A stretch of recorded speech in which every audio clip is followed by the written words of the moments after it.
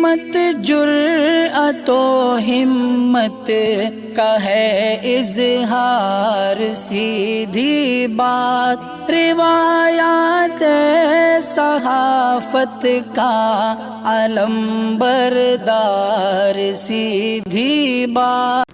ناظرین گرامی السلام علیکم ورحمۃ اللہ وبرکاتہ۔ سیدھی بات کے تازہ ترین پرائم ٹائم میں آپ لوگوں کا استقبال ہے۔ ناظرین گرامی، جیسا کہ ادھر 2-3 دنوں سے ہمارا یہ سلسلہ جاری ہے مخصوص موضوعات پر گفتگو کرنا، جو ہاٹ ٹاپکس ہیں اور اس پر گفتگو کرنا ضروری ہوتا ہے۔ اسی میں سے ایک ہے، کیا چائنا تائیوان پر حملہ کرنے جا رہا ہے؟ سوال یہ پیدا ہوتا ہے کہ تائیوان کے معاملے پر چین اتنا حساس کیوں ہے کہ نینسی پیلوسی کے ایک دورے کے بعد حالات بہت بگڑتے جا رہے ہیں۔ جی ہاں ناظرین گرامی، امریکہ کے ایوان زیریں کی اسپیکر نینسی پیلوسی کے دورے تائیوان اور اس پر چین کے رد عمل کے بعد ایک مرتبہ پھر یہ تنازع دنیا کی توجہ کا مرکز بن گیا ہے۔ نینسی پیلوسی منگل کی شب تائیوان پہنچی تھی اور 1997 کے بعد تائیوان کا دورہ کرنے والی امریکہ کی پہلی اعلیٰ سرکاری شخصیت ہیں۔ امریکی ایوان نمائندگان کے سابق اسپیکر نیٹ کنگ رچ نے 1997 میں تائیوان کا دورہ کیا تھا۔ چین نے اس دورے کی شدید مذمت کی اور کہا کہ نینسی پیلوسی کا تائیوان کا یہ دورہ خطے میں امن اور استحکام کے لیے خطرہ ہے۔ خبر رساں ادارے AFP کے مطابق چین کی وزارت خارجہ نے امریکی سفیر نیکولس برنس کو منگل کی شب طلب کر کے احتجاج کیا اور خبردار کیا کہ امریکہ کو اس دورے کی قیمت چکانی پڑے گی۔ اس سے قبل گزشتہ برس نومبر میں جب امریکہ کے صدر جو بائیڈن نے اپنے چینی ہم منصب شی جن پنگ سے پہلی آن لائن ملاقات کی تھی تو اس میں بھی تائیوان کا معاملہ زیر بحث آیا تھا۔ چینی ذرائع ابلاغ کے مطابق صدر شی نے اس موقع پر کہا تھا کہ تائیوان میں علیحدگی پسند اور امریکہ میں ان کے حامی آگ سے کھیل رہے ہیں۔ تائیوان میں علیحدگی پسند ریڈ لائن کراس کرنے کی کوشش نہ کریں۔ چین کے لیے تائیوان کا معاملہ ریڈ لائن کیوں ہے اور کیا مستقبل یہ معاملہ کسی بڑے تنازع کی صورت اختیار کر سکتا ہے؟ ان سوالات کے جواب کے لیے اس کا تاریخی پس منظر آپ لوگوں کو سمجھنا بہت ضروری ہے کہ کیوں چین کے لیے تائیوان ہمیشہ درد سر بنا رہتا ہے۔ ناظرین گرامی، تائیوان کا سرکاری نام ریپبلک آف چائنا یعنی جمہوریہ چین ہے۔ 1949 سے تائیوان چین سے الگ آزاد حیثیت میں ہے، لیکن چین اسے اپنا علیحدہ ہونے والا حصہ قرار دیتا ہے اور دوبارہ اپنی ریاست کے ماتحت لانا اس کی قومی پالیسی کے اہداف میں شامل ہے۔ چین میں کمیونسٹ پارٹی حکمران ہے جبکہ تائیوان میں جمہوری طور پر منتخب حکومت ہے۔ ان دونوں کی اس علیحدہ سمت کے تاریخی اسباب ہیں۔ انسائکلو آف بریٹینیکا کے مطابق 239 قبل مسیح میں چین اور تائیوان کا پہلا رابطہ قائم ہوا اور 7ویں صدی عیسوی میں وہاں چینی ماہی گیروں نے آباد ہونا شروع کر دیا۔ اس کے علاوہ یہ چین اور جاپان کے قزاقوں کا بھی ٹھکانہ رہا۔ قزاق یعنی کہ جو سمندر میں لٹیرے ہوتے ہیں، سمندر کے لٹیروں کو قزاق کہا جاتا ہے۔ اس کے بعد حصوں میں جاپانی بھی آباد رہے۔ سن 1626 میں تائیوان ڈچ نو آبادیات کا حصہ بن گیا اور 1642 تک ڈچ ایسٹ انڈیا کمپنی نے اس کا حکومتی انصرام اپنے ہاتھ میں لے لیا۔ انصرام یعنی کہ حکومت، انتظام۔ 17ویں صدی سے چین میں چنگ خاندان کی حکومت کا آغاز ہوا اور 1683 میں انہوں نے تائیوان کا کنٹرول بھی حاصل کر لیا اور 1894 میں چین سے ہونے والی جنگ میں جاپان نے تائیوان پر قبضہ کر لیا اور شمونوسکی معاہدے کے تحت تائیوان اور پینگ ہو جزیرے کے ہمیشہ کے لیے جاپان کا حصہ قرار دے دیا تھا۔ اس وقت دنیا کی عالمی قوتوں نے اس معاہدے کو تسلیم کر لیا، لیکن چین کا موقف تھا کہ معاہدہ اس پر تھوپا گیا۔ اس معاہدے کے بعد تائیوان میں مقامی رہنماؤں نے ایک جمہوریہ قائم کرنے کا اعلان کر دیا۔ یہ ایشیا کی پہلی جمہوری ریاست تھی جو صرف 10 دن تک قائم رہی اور جاپان نے کڑے اقدامات کر کے تائیوان پر اپنا کنٹرول برقرار رکھا۔ تائیوان پر حکمرانی کے دوران جاپان نے وہاں ترقیاتی کام کرائے جس کی وجہ سے تائیوان کی معیشت بھی مستحکم ہوئی۔ تائیوان کے مقامی نمائندوں نے 1935 میں جاپان سے مزید اختیارات دینے کا مطالبہ کیا، جس کے بعد جاپان نے تائیوان میں ایک نیم خود مختار حکومت قائم کرنے کا اعلان کر دیا۔ دوسری عالمی جنگ میں جاپان نے تائیوان سے فلپائن پر حملے کیے۔ اس جنگ میں جاپان کو شکست ہوئی تو تائیوان چین کے زیر انتظام دے دیا گیا۔ دوسری عالمی جنگ کے بعد چین میں ماؤ زے تنگ کی قیادت میں کمیونسٹ تحریک کی چین میں چیانگ کائی شیک کے نیشنل چائنا پارٹی گومندانگ کے ساتھ خانہ جنگ میں تیزی آ چکی تھی۔ सन 1949 में काई शेख और उनकी क़यादत में लड़ने वालों को माओ जे तंग से शिकस्त हो गई। काई शेख फरार होकर ताइवान आ गए और यहां अपनी हुकूमत कायम कर ली और उसे रिपब्लिक ऑफ चाइना करार दे दिया। काई शेख समझते थे कि चीन की सारी सरजमीन, मंगोलिया और जुनूबी बहरे चीन का पूरा इलाका इस रिपब्लिक का हिस्सा है। इसलिए ताइवान में हुकूमत के क़याम के बाद काई शेख की फौजों ने चीन पर हमलों और कार्रवाइयों का सिलसिला जारी रखा। इस वजह से माओ जे तंग ने आबनाए ताइवान पर मंडलाने वाले इस खतरे को खत्म करने के लिए ताइवान के खिलाफ जंग का मंसूबा तैयार कर लिया था। माओ जे तंग ताइवान को चीन में दोबारा शामिल करने के लिए उस पर हमलावर होने वाले थे कि जून 1950 में कम्युनिस्ट शिमाली कोरिया ने जनूबी कोरिया पर हमला कर दिया और शिमाली कोरिया को इस जंग में सोवियत यूनियन की हिमायत हासिल थी और चीन ने भी शिमाली कोरिया की मदद के लिए अपनी फौज मैदान में उतार दी।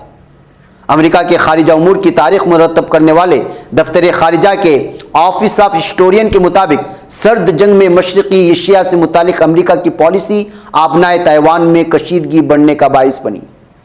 अमेरिकी हुकाम ताइवान में काई शेक चियांग को शिकस्त देने के पेशकदमी करने वाली चीन की फौज को आबनाए ताइवान से रास्ता देने के लिए तैयार थे, लेकिन कोरिया में छिड़ने वाली जंग को जुनूब में फैलने से रोकने के लिए अमेरिका ने अपना 7वां बेड़ा आबनाए ताइवान में उतार दिया था। इस इकदाम पर कम्युनिस्ट चीन बरहम हो गया। अमरीकी बेड़े की वजह से उस वक्त आबनाए ताइवान में होने वाला मुमकिन तसादुम टल गया, जबकि कोरिया की जंग के बाद अमरीका और ताइवान के ताल्लुकात मजबूत होते चले गए।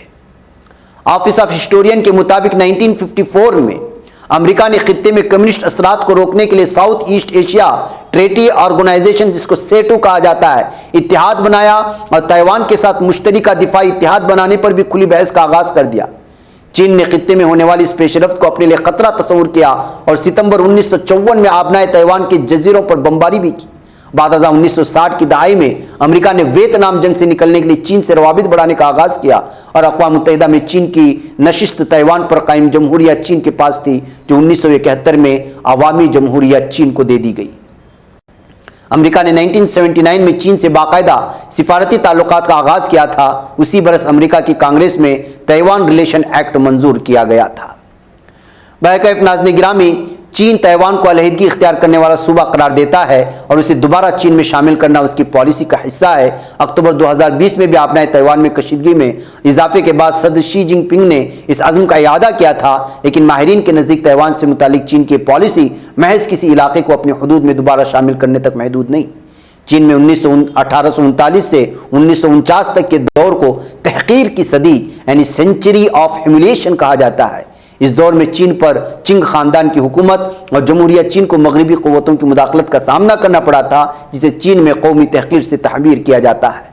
सदर शी और उनके पेशरो भी सदी के दौरान चीन के तसल्लुत से निकलने वाले अहम इलाकों को 2049 में अवामी जमहूरिया चीन की 100वीं सालगिरह तक वापस अपने कंट्रोल में लाने का मंसूबा रखते हैं। तो नाज़रीन गिरामी, ताइवान क्या चाहता है? चीन की कम्युनिस्ट पार्टी जिन इलाकों को दोबारा चीन की हुदूद में शामिल करना चाहती है, उनमें से हांगकांग एक मुल्क दो निज़ाम के तहत चीन के दायरे इख्तियार में आ चुका है। चीन ने उसी के लिए आला सतह की खुद मुख्तारी तस्लीम की। सदर शी ने 2019 में ताइवान के साथ भी इसी फार्मूले के तहत समझौते की पेशकश की थी, लेकिन ताइवान में इस तजवीज़ की शदीद मुखालिफत पाई जाती है।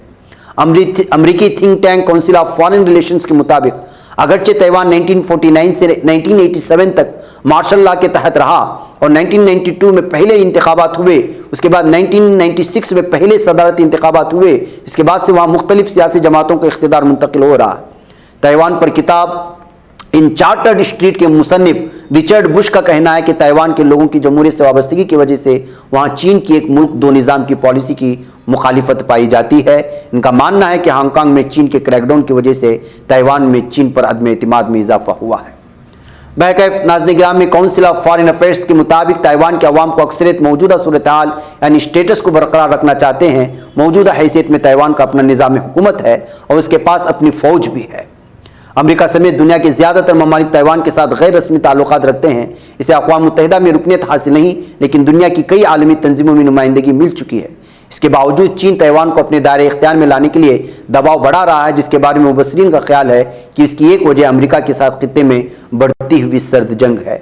इस दरमियान में नैन्सी पेलोसी ने जैसे ही वहाँ का दौरा किया तो चीन भड़क गया और जो वो पूरी तरह से कोशिश कर रहा है कि ताइवान को अपने ज़ेर ममलिकत ले ले, लेकिन इस दरमियान में امریکہ کی اس کی جانب بڑھتی ہوئی رجحان اور دوستی اور پورے تعلقات کو لے کر کے ویسے بھی چین کے ساتھ سرد جنگ جاری ہے امریکہ کے، ایسے حالات میں مزید اس کا غصہ اور پارا بڑھ گیا ہے، جس کی وجہ سے حالیہ نینسی پیلوسی کا دورہ تائیوان نے اس کے پارے کو مزید چڑھا دیا، اور اب جو ہے الگ الگ طرح کی بحث و مباحثے اور ایک دوسرے کو دھمکی دینے کا سلسلہ جاری ہے، جس کی وجہ سے یورپین ممالک میں اس وقت امریکہ ورسس چائنا یا پھر چائنا ورسس تائیوان یہ سرخیاں بن رہی ہیں۔ مجھے اجازت دیں، السلام علیکم ورحمۃ اللہ وبرکاتہ۔ نہیں بچ پاتا ہے کوئی صحافی کی نگاہوں سے، ملاتا ہے یہ لوگوں کو محبت